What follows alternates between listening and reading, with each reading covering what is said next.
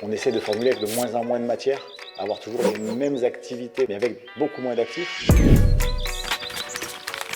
pense que c'est très important d'être sensibilisé à ça, c'est ce qu'elles veulent les entreprises maintenant. Maxime, tu es co-responsable du Master 2 Dermo-Cosmétique de Marseille. Est-ce que tu peux présenter la formation ?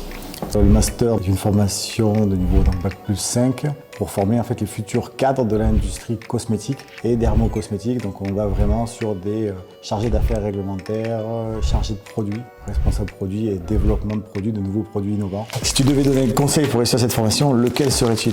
La meilleure réussite, c'est vraiment l'intégration. C'est vraiment le combo fac société et de vraiment bien choisir entre vos compétences, vos connaissances et ce que vous voulez faire dans le monde du travail et de trouver une alternance qui va ressembler à ça pour que vraiment vous ayez une idée de ce qu'est vraiment le travail que vous voulez faire. Alors nous, quand on a des gens qui s'éclatent, derrière souvent ils restent. Il faut se préparer mentalement, c'est pas les mêmes attentes en entreprise, tu as des règles, tu dois respecter des façons de faire, des protocoles, par exemple dans le cas de formulation.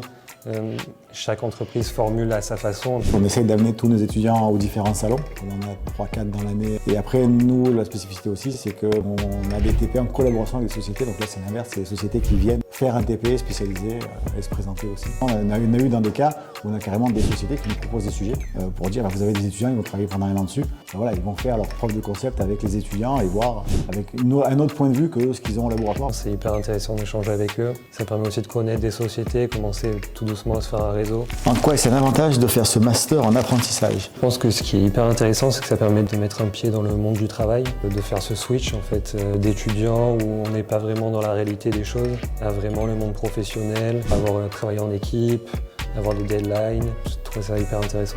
Et derrière, on s'aperçoit que les étudiants se cassent beaucoup plus facilement. Ils sont 3 semaines en société, 1 semaine à la fac. Comme on est en alternance pure et dure, on a un maximum de 25 places. Ça permet pas mal d'échanges aussi en cours. C'est vraiment des petites classes où tu parles avec tout le monde. Donne un exemple concret de projet de recherche ou d'études de cas sur lesquels les étudiants travaillent pendant leur formation. À la fin de l'année, on a un projet où on doit proposer aux professeurs un produit cosmétique qu'on voudrait éventuellement sortir. Du coup, nous, on a travaillé sur un gel contre les taches d'hyperpigmentation.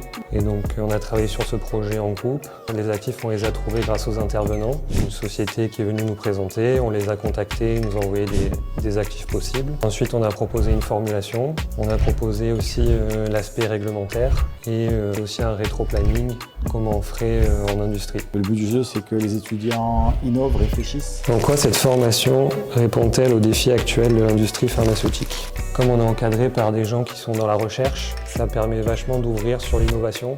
Le nom du master, la dermo-cosmétique, ça fait partie de l'innovation et du futur de la cosmétique. On a un cours d'éco-toxicologie, donc de dire quel devenir des produits cosmétiques dans la nature. Donc ça aussi, on essaie de le dire aux étudiants.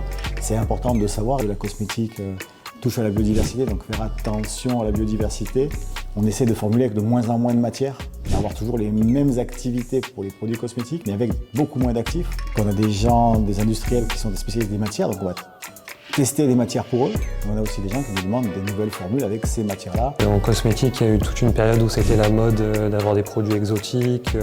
Et maintenant, c'est en train de complètement switcher, où c'est vraiment plus des produits français, renouvelables. Donc je pense que c'est très important d'être sensibilisé à ça, c'est ce qu'elles veulent les entreprises maintenant.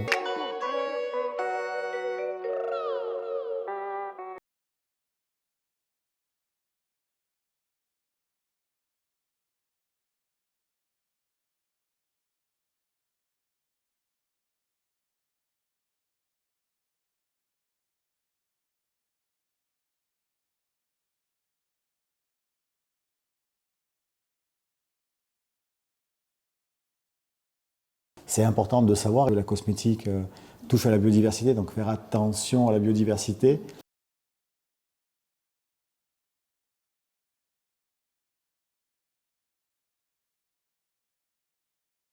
Et après, nous, la spécificité aussi, c'est qu'on a des TP en collaboration avec des sociétés. Donc là, c'est l'inverse, c'est les sociétés qui viennent faire un TP spécialisé et se présenter aussi.